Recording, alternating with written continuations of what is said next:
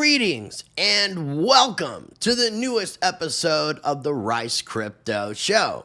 Today I am joined by Paul Democritou from the Crypto Factor, and we're going to have a conversation about meme coins and his brand new course, How to Profit from Meme Coins and Not Lose Your Shirt. And it is designed to help you actually profit from meme coins.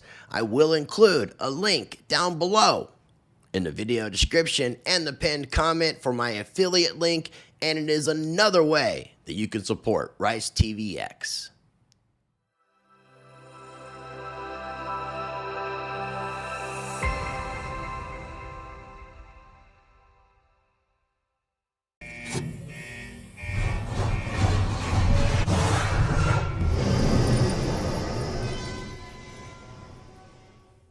All right, ladies and gentlemen, joining me on today's show is a returning guest, one of my friends in the cryptocurrency space and in the world in general. Today, I am joined by Mr. Paul Democritou from the Crypto Factor. Paul, how is it going, my friend? How you doing, man? It's great to be here. It's great to see you again. It's been a while, man. I'm super excited to see you again, man. And thank you for having me on today. Likewise, and I've talked with some people. I know you talked with some people about some of your personal business, everything's going on with your cancer returning and your battle. It looks like you're doing great. It looks like you're winning that battle, and I'm just glad to be able to have this conversation with you. And I've been sending prayers your way, and I continue to ask people to do the same thing, send some positive energy and prayers Paul's way, so we can get it out of the system and just keep moving forward, man. But I'm glad to have you back on. And the last time I think that we connected was since that we talked on one of my episodes was on Around the Blockchain, when we had a little mini debate about the flock size, which I do want to revisit that conversation. I do, not today, but I do want to revisit that conversation. I want to get you back on in a couple weeks. Sure. And today I would like to record this in two parts. The second part I'm going to release later. It will be available to patrons and private members. Since you are in Greece, I wanted to kind of get your perspective from what took place back in the Cyprus banking collapse situation. I think that was like 2012, 2013, somewhere around that time period. But before we even get into that part, which will be coming out later and available to patrons and private members to consider supporting the channel, let's talk about everything that's been going on with you. I want to share links for your YouTube channel, and everything that we talk about is going to be linked down below in the video description. But in addition to your YouTube channel, we also have your Twitter account. So I encourage people to make sure not only are you subscribed to the YouTube channel, following the Crypto Factor over on Twitter, check out his actual website, cryptofactor.net. He just redesigned the website and it looks sharp. Lots of good information on the website. You can also get Paul's books as well. And today we were going to be talking a little bit about a meme course that he's going to be offering, that he has available to his subscribers, his viewers, and he's making it available to the subscribers here at Rice TVX. So if you're interested in purchasing this course as we talk about it and other things, make sure you're using my specific affiliate link that's down below in the video description and the pinned comment so that you can support Rice TVX. And I noticed that you've been putting a lot of videos out about the meme coins. So what has specifically like really attracted you to the whole idea of the meme coin environment? Because it seems to be a completely different animal than altcoins and cryptocurrency in general. So with meme coins, it's a funny story because I was pretty early in meme coins. I was in Dogecoin before all the Elon Musk stuff. Before Elon Musk pumping Dogecoin, I was actually telling people to buy Dogecoin, and I was telling people to actually donate Dogecoin in my channel when I first started it. Okay. And the reason was I saw something different when it came to Dogecoin. See, Dogecoin was a meme coin, but it wasn't pretending to be something it's not. It actually had a community. It actually had a following and passionate people behind it. And community is extremely important. As utility is concerned, utility came after with Elon Musk. You could buy a Tesla with Dogecoin, for example, but also people using Dogecoin between themselves. So you have Dogecoin, you have it as the king of meme coins, and I saw this, but then something funny happened. I missed Shiba Inu. And when I say I missed Shiba Inu, I didn't miss it in the sense I didn't trade it. I did trade it. As a trader, I traded it, but I didn't make those massive profits that other people made, right? Right. Because I didn't get it. I didn't see it. So this got me thinking.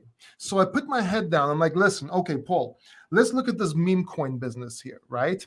And I used what I know from cryptocurrency. As you know, I've been working C-level positions in crypto since 2017. I'm a former marketing director of a fully licensed and regulated crypto exchange. I've done public speaking. I've done a whole bunch of stuff. That, combined with over 25 years in marketing, sales, and consumer psychology and business, I actually sat down and started studying meme coins. And that led me to forecast the meme coin rally. I called the meme coin mania.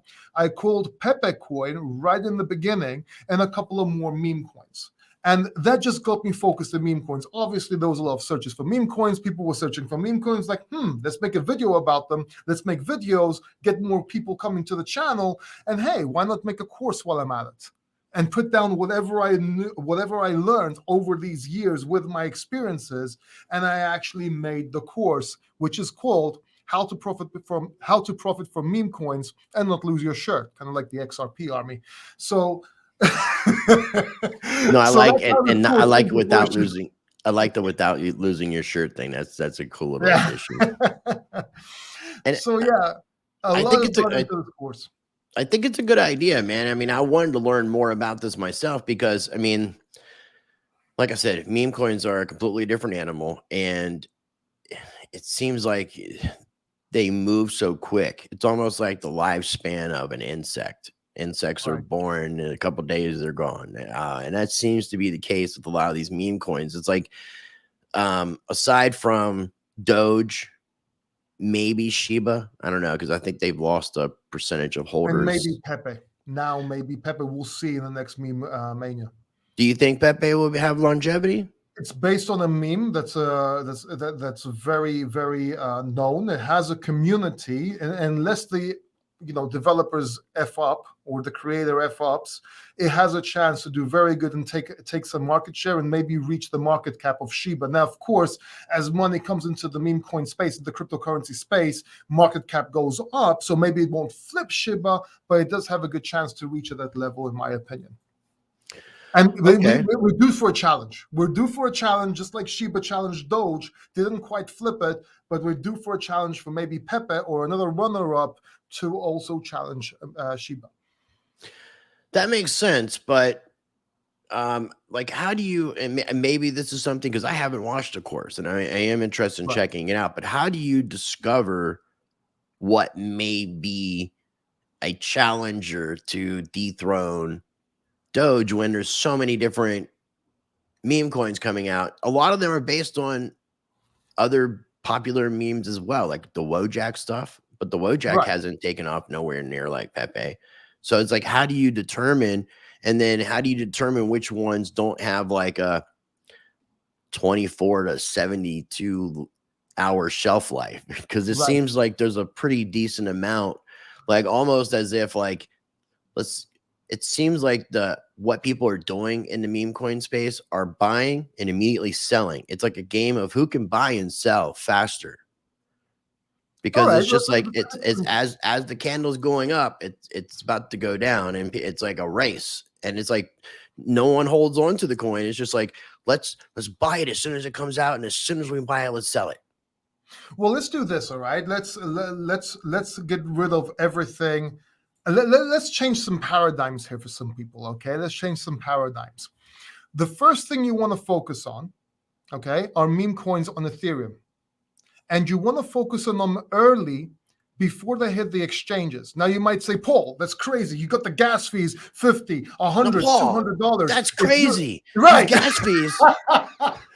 Right. And it's true, right? You do have high gas fees. You're paying $100 to $200 in the meme coin. You have to pay $70 to $100 in gas fees. That's just insane. Doesn't make sense. But the people that create the meme coins know this. See, when you have gas fees, $70, $100 to buy a meme coin, another $70 to $100 to sell that meme coin, what does that make you do? makes you hold on longer.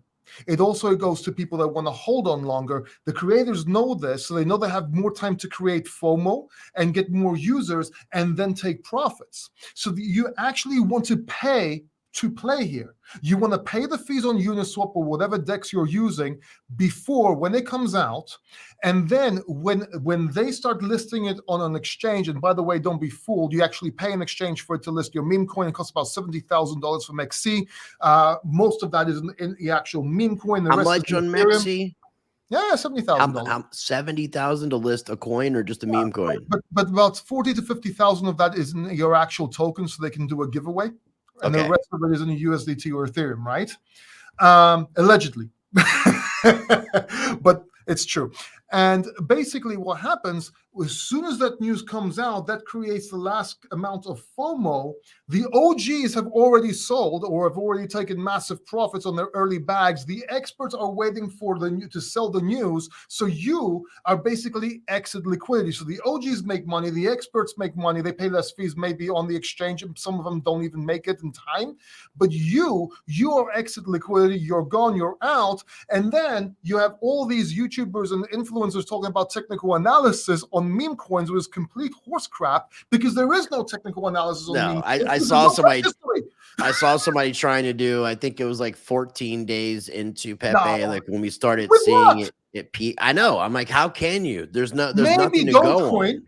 Maybe Dogecoin, because it's got price history, it's got longevity, but you're not going to do it on a new meme coin. There's no fundamental analysis either. What, you're going to run a VRIN score on meme coins? You're not going to do that. You're going to look at maybe the creator, see if he's done other successful projects, see if he's somebody that has a following, right? Maybe you're going to look at the community and see if it's a real community. That makes sense, and that's it. Right? And there are other things you can look at, obviously, but when it comes to meme coins, first rule number one, pay to play. Get in, take out your initial profit fast. As soon as you get a 5x, if you don't think that meme coin is going to 5x, forget about it. It's not worth your time. You might as well buy Bitcoin or something else, and take profits along the way. Every time it goes up, just take profits, take profits, take profits until it rugs, falls, fails, whatever. Okay, that's very simple. And was that the three things that you wanted to mention in today's video? Well, that was one of the things, and that has to do with where to buy and what to buy, right? Then you have the TA, which is the second part. Then there's a third part, and that is look at trend stacking. What is trend stacking? What is trend stacking? All right, so trend stacking is when you take a certain trend, you take a second trend, you combine them together, you combine an element on top of that with innovation. For example, Instagram is a product of trend stacking. Facebook is a product of trend stacking. Some of the most successful companies in the world are products of trend stacking. Meme coins are a product of trend stacking in themselves, cryptocurrency with memes. That's trend stacking. Well, when I called the AI boom, right, and I said AI narrative will go up, and it did. The next narrative was simple: meme coins with AI, trend stacking, and then you had Bob token come out on Twitter, right? You could just ask Bob anything; it will explain the tweet for you. Elon Musk interacted with it at least several times, right? And now you have Bob with AI. Now, maybe blockchain in itself is not ready for AI. It's not. But the narrative is there. People are going to use it. People are going to use it for their market plan, for their pitch, and that's something to look out for. No, I like that. Yeah, another thing would be a blockchain, right? So you had the Bitcoin blockchain suddenly be able to feature meme coins with BRC20 tokens and ordinals. Okay, then we had the problems with that. So the narrative was SRC20 tokens and obviously stamps, which is the equivalent of ordinals on the I interviewed the creator. Right? I interviewed the stamps creator. Was really cool, by the way. I was one of the first to call that, by the way, not the first, but one of the first people to call that and get people into that. And then now you have DRC20 tokens, which are on Dogecoin. So here's a narrative you should look at that might be in play. Dogecoin is the father of meme coins, the original meme coin. Wouldn't it make sense for meme coins to be under Dogecoin on a Doge blockchain? Maybe yes, maybe no, but I bet you anything they'll sell that narrative in the next meme coin rally. Yeah, no, I want to revisit this. Let's revisit this in a minute. I want to finish up talking about this course because you brought up something that I think is worth putting a little bit more conversation into just the idea of NFTs and meme coins on Bitcoin and what that has done.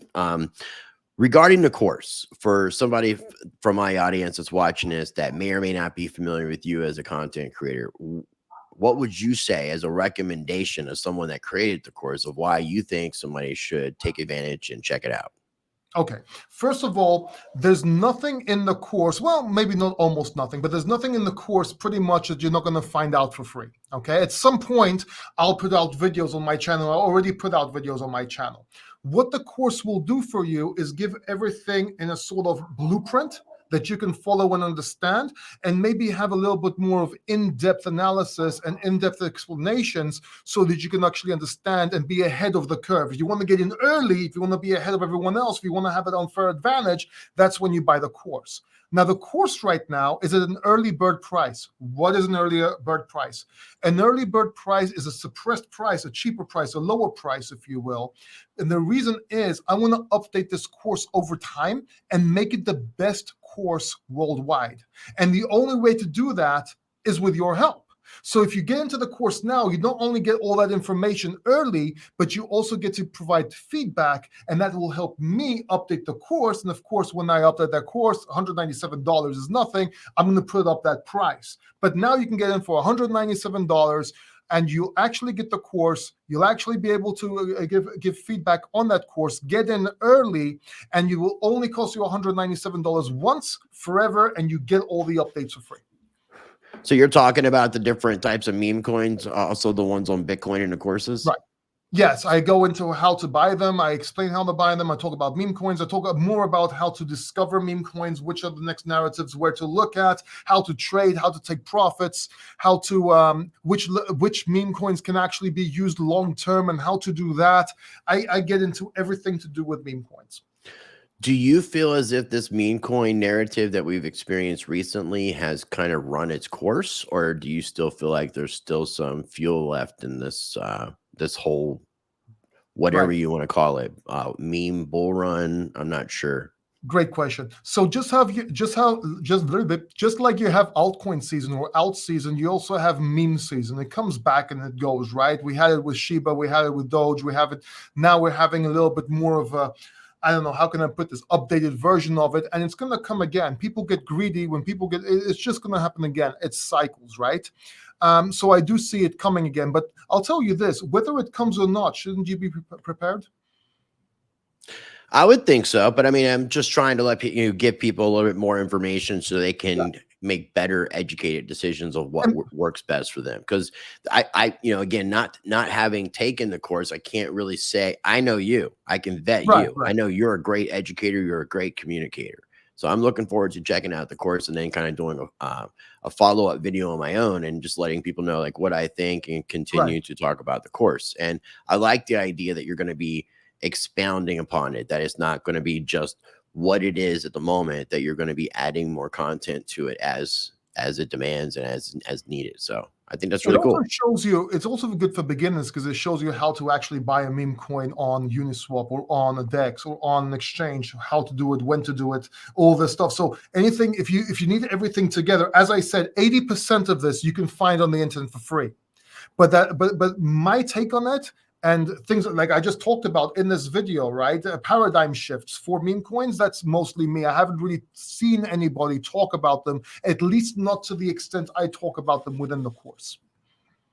Right, which I appreciate. I do. Let me see if there was anything else that I wanted to ask based off of the course. I think that about covers it. I mean, I want to basically myself, like I said, be able to look into the course, do a follow-up video, let people know what I think, because this is a way that people can profit, but it is always going to be risky. So I always encourage people to make sure you're doing your own research. What I was going to add is what you said about the information in the course being available for free. Pretty much any course that's being sold, you can find the information for free. But the difference in between purchasing a course and finding the information for free is how valuable is your time. Right. Because time is my most valuable asset. So things that I can do that help me to save time, I'm definitely going to take advantage of it, but I'm not going to do that blindly either. So Exactly. I vet you, Paul. You know, we've known each other, Well, you know, so I can't see you putting together a course that's just going to be nonsensical exactly. and not worthwhile of somebody's time and value. Well, let me give you an example of that 20 or even 10% extra that you don't get with that free information. I'll give you the perfect example, but I'm going to use sales. I'm going to use sales as a sales trainer because, as you know, I was a sales trainer for years, still am for companies, by the way. I still do copy for blockchain companies. So, for example, okay, you have the touch, okay? So what is the touch? You have all these courses out there, all these videos out there, even paid courses, by the way, that tell you to touch your client when so you can get engaged, so you can get familiarity, so you can have more, so you can have engagement basically with them, right? To build rapport, okay? Okay. Now let me ask you something, Rice. When was the last time you saw a course or any video, paid or free, tell you when to touch your client? Everyone tells you have to touch the client, to touch them on the shoulder or whatever. No one tells you when, right? Well, let me explain to you when. I was trying to think about that because it's a weird question. It is. So let's say you are with your client at a bar, and yes, you can be with a client at a bar or in a presentation room or anywhere. It depends on what kind of, if you're doing high ticket sales or not, if you're a real estate You can go agent. into a gentleman's bar if you want. Exactly. So you're talking to your client, right? You're talking to your client, and at some point you say something funny and they laugh or they agree with you. That's when you touch your client. See, over time, spending with him, touching the client whenever he laughs or whenever he agrees with you will associate your touch with his smile and with him agreeing with you. So right at the end of the presentation, right at the end of the pitch, when you do your call to action, when you ask him to buy, hey, John, tell you what, why don't we get this going? Why don't we roll? Right? And that's how you do the touching. That's how and when you touch your client when you are selling a product. Well, this kind of information you're not going to find for free out there. At least I haven't. And I have looked at almost all sales videos out there, from Grant Cardone to I've interviewed Patrick Bet-David. I've interviewed Evan Carmichael on my other channel. I've written a book with a living legend right there, The Closers Part 3 with Ben Gay III. Funny name, but he worked with Napoleon Hill and Zig Ziglar. And I have not seen this information out there anywhere. And that's the difference. When you read a lot of books, when you study a lot, when you're an actual sales trainer, that's the difference, the little difference. And that's what I'm trying to bring to the Meme Coin course, so you don't lose your shirt. Love it, dude. I love it. So again, if you guys are interested, use my affiliate links down below in the video description and pinned comment, and it's a way that you can support not only Rise TVX, but also the Crypto Factor. Now, you brought up an interesting topic about the stamps, the ordinals, anything with UTXO, which is what the stamps are based on, can do stamps. Bitcoin stamps are based on a UTXO, the unspent transaction output. So anything with UTXO base code can do the same thing, which would include Litecoin, include Doge, any fork of Doge, or any fork of Litecoin, any fork of Bitcoin, because Bitcoin was a code, Litecoin was a code fork of Bitcoin, and Dogecoin was a code fork of Litecoin. Yeah, it was a fork of Litecoin, right? It was a code fork because there was a change in the code. Got you. Okay. Because because Doge is a inflationary cryptocurrency. Yes. Which I think makes it perfect for our everyday spending. Yeah, that's what money is, inflationary as well. Buying coffee, because when you look at Gresham's law, if I had a choice of spending Bitcoin, even using the Lightning Network or using Doge, I would much prefer to spend Doge, because there will always be more Doge. Well, you really don't really want to spend Bitcoin. So let me just do a quick runner-up on Bitcoin real quick, okay? So back in ancient times, they used to use seashells. They used to use seashells as currency, right? They used to barter with seashells. Now, a lot of people now think that's stupid. You could just get them off the beach. Yeah, but we're talking about places where they weren't very easily accessible, and we're talking about rare seashells, right? So it was very hard for them to find these seashells, so they would use it as currency. Now, when people discovered these tribes and civilizations, they tried to deal with them because they had different things on their island or where they were or wherever. They didn't want to accept gold or anything else because that wasn't important to them, but seashells were. Well, for more modern societies, it was very easy for them to bring seashells. So they bought seashells to barter. And what did that do? It caused inflation. Right? So what happened with the dollar? Well, the same thing happened with rocks. I don't know if you know this, but rocks were used as currency. You had a big boulder, a big rock in the middle of a village. We're talking about massive rock. Yeah, like a rock you couldn't even move. Right. You would just like trade ownership basically of the rock. Exactly, or smaller rocks that would represent the big rock or part of the big rock. So basically, your rock was a store of value, and your stones or parts of rock were representing that big rock. Same thing with the gold standard. You had gold in the bank, and you had the banknotes representing the gold that's in the bank before it was taken out by Nixon, right? You didn't walk around with gold in your pocket in modern days. No, you had banknotes. Well, that's with Bitcoin. So you want to hold Bitcoin as a store of value, but it still has sound properties and sound money principles of money. And I just wanted to get that out there. Now, you don't want to be using Bitcoin to be shopping, obviously. You want to be using those banknotes. What are those banknotes? Are they Lightning Network? We'll see. Maybe they're Dogecoin. At some point, they were saying it was Litecoin, right? We will see. But that Bitcoin is a store of value. You don't want to be spending that. You really don't. You want to be accumulating more, if anything. Now, there's a whole argument about what the real Bitcoin is and all that. That's a different thing. It's a different video. It's a different concept. Yeah, I don't want to have that conversation right now. Yeah, exactly. I'm just trying to put people's mind in perspective why Dogecoin, which is inflationary, and so is money, so is fiat, why it can actually be used more, or people would like using it in order to buy things like you said earlier on. Well, it's kind of like a long version of the answer for what is Gresham's law. And so now with the BRC20 tokens are the ordinals, and those are NFTs and memes on Bitcoin, and they are in the witness data. Layer 2 though, using Taproot. Taproot is on chain. It's not layer 2. Wait, because but it's using Taproot, right? Whilst the stamps and the SRC20 tokens are the UTXO that you mentioned later on, which is spread on Bitcoin.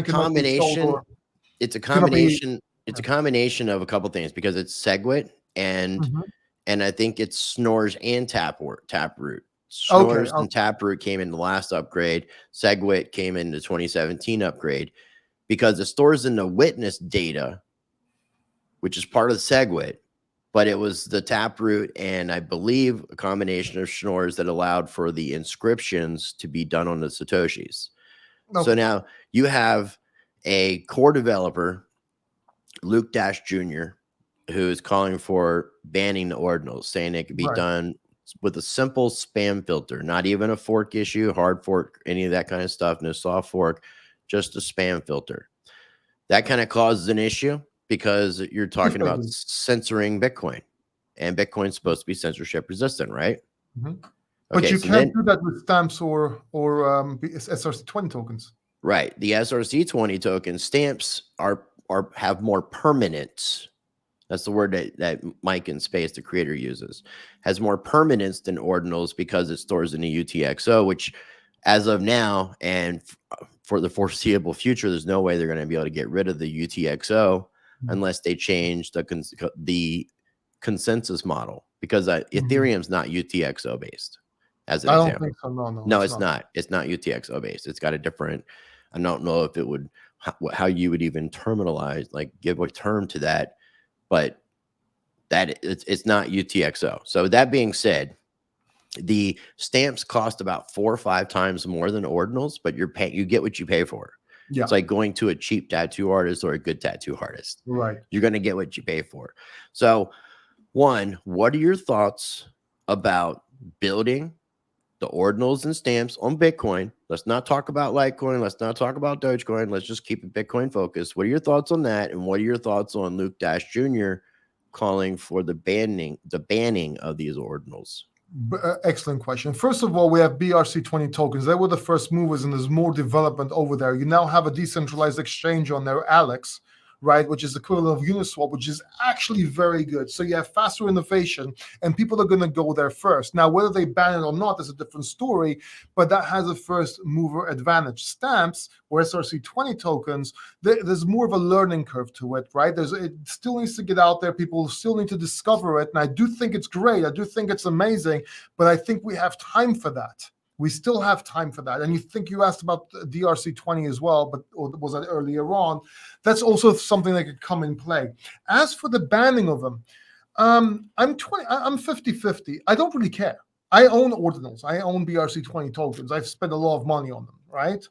But I don't care in the sense that we have a backup of SRC20, and if we don't, we have a parallel or a second wind, if you will, if you play video games, for SRC20. So as for banning them, I think they should. Real quick, I don't think they should ban them in the sense that, look, we have Lightning Network that can be expanded. When this news came out, you saw that Bitcoin started slowing down, and Binance started using Lightning, or called for Lightning to be able to expand on it. And I really think it forces innovation on Bitcoin, and it can actually serve its purpose. But at the same time, I think Bitcoin should be sound hard money and should be left at that. So I'm a bit 50-50. I'm not saying what's right and what's wrong, because I am 50-50 in this situation. Yeah, so I mean, and I get your argument. I'm just like, if people are going to claim that Bitcoin is censorship resistant, it has to be censorship resistant. Then you can't censor anything on Bitcoin. So that would be very hypocritical and wouldn't look good. But is BRC20 token on Bitcoin? So when I did the interview with Mike in Space, one thing that I asked him was, and then the light bulb clicked in my head, and I want to see if it clicks with you. Because I said, why wouldn't you guys just do this on Litecoin? Because there's way more block space. It doesn't even seem like this would be an issue. Like, I don't even think anybody would be calling to ban these things if they were on Litecoin. The light bulb went off in my head. Mm-hmm. You could do them on Dogecoin too. You could do it on Bitcoin Cash, and you can do it on Bitcoin SV as well. Why do you think that they're choosing to do it on Bitcoin? Because of scarcity, and because it's the actual chain. And it's the chain that's right now recognized as Bitcoin. See, I've interviewed. Let me give you an example. So I've interviewed Roger Ver, and I've interviewed Craig Wright many times, right? And we've actually talked a lot personally as well. I'm trying to get Craig on. He'll be on by the end of the year, hopefully. Craig's awesome, dude. He has a lot of knowledge. He's an interesting individual. I wouldn't necessarily say awesome, but if you think he's awesome, that's cool. I think he's awesome. I'm going to give him a fair shake. He went through cancer, and he beat cancer. He's done quite a lot. You'll see in the interview, he's done quite a lot. And the thing is, and I'm not saying if he's Satoshi or not. I'm not saying if that's something else, right? That is something I'm not going to touch on in this in this video. What I'm going to say though is this: at the end of the day, people chose Bitcoin Core to be Bitcoin. All right, that's what, like, ask anybody, do a vote. You don't need to do a vote because you already know. And even if Bitcoin Core wasn't Bitcoin, it evolved to be, because people chose it, the people spoke. Even if it's not technically, it doesn't really matter, right? So right now we have Bitcoin. So Bitcoin is the name brand. That's why they wanted to put it on Bitcoin. Now, did they want to attack Bitcoin? Is this a way to get another chain out there? Is this another way to get an agenda? That's conspiracy. That is a long discussion. Okay. Well, the light bulb that went off in my head is scaling, and it goes back to what me and you had that debate on around the blockchain, which is kind of interesting that it kind of comes back full circle. Because when I released the interview with Mike in Space, the stamps creator of the SRC20s, I released it on the Wednesday before the Bitcoin 23 conference. Right. I was at the Bitcoin 23 conference. I was talking to people about this. I was talking to people that were like the wizards, the Taproot wizards, and all these different groups of people that are doing there. It is it's sort of a subliminal way of forcing Bitcoin to scale. Right, but you like, because I know I don't want to get too deep into it now, but I want to revisit that debate conversation. Because one thing that I enjoyed about that with you, Paul, and I mean, I have several debates like that with friends as well, and even people who aren't friends that I have good debates with, where people can respectfully listen to each other's position without letting emotions get into it and just like scream and yell at each other about it. Because I'm not a developer, I'm not a coder, and in order for me to understand Craig Wright, Adam Back, Blockstream, I gotta interview and look more into these entities, because I go back on that conspiracy theory of Blockstream keeping Bitcoin limited on purpose as one of the entities, because they pay the Bitcoin core developers to develop Liquid, their sidechain that they can profit on. Now, to take the conspiracy even further, the Bitcoin right now is not a threat to the US dollar. A scaled Bitcoin could very well be a threat to the US dollar. But we have a scaled Bitcoin, though. But we don't have Bitcoin that people recognize as Bitcoin scaled. We have Bitcoin Cash and we have BSV and all these other forks, which could serve as test networks, like I said before. But I think it's interesting how, one, I don't think the Satoshi Nakamoto person or group had any intention or any idea of these things even being able to be created on the Bitcoin blockchain. So it's really cool where somebody can take and gamify the system in a way that wasn't intended. And again, but that was a taproot upgrade. Again, that wouldn't be possible if it wasn't done, right? So it's debatable. But Rice, can I just give you one example here, just so I don't forget, if it's okay? Let me just show you something real quick, and I don't know if this makes sense, but let me just try, okay? I have some gold coins here, okay? Let me just take one of them. All right, this is a gold coin, right? Don't know if you can see that. Yeah. Now, gold has you can actually expand gold. Right, you can expand it. This little piece of gold coin can actually become a lot bigger. Right, they can become hollow. Right, this gold coin. Now, then you have fiat. Right, you have money. Do I even have any money here? Here, yes, I do. All right. So you have money. You have 50 euros here. If you're in Europe, you have 50 euros. You don't have dollars. Okay. Why do I need to scale this so I can fit this 50 euros in and expand it and everything, when this just acts like a layer 2? You have gold, and you have this representing gold if you were on the gold standard. So I don't, and I know this might sound like a weird example, right? But think about it. Why do we need Bitcoin to be able to build all this stuff on it? Because the more things you build on it, the more things you do, the more subtle it is to break, to have problems, and maybe that's and more attack vectors. That's what they want to do. And I get it, dude. I do. That's why, again, I need, I don't have enough information to conclusively say, but this is how I feel. And this is where I'm trying to interview people, because to take the conspiracy further, the core developer who's calling for the banning of the ordinals, Luke Dash Jr., he's in charge of the BIPs for one, but he's also a co-founder of Blockstream. Right, got you, yeah. And when you start to look into the entities that invested in Blockstream and are investors and help to get them off the ground, the picture starts to look a little bit more clear. I mean, and you've interviewed Roger, you've interviewed Craig. Yeah. Roger would agree with what I'm saying.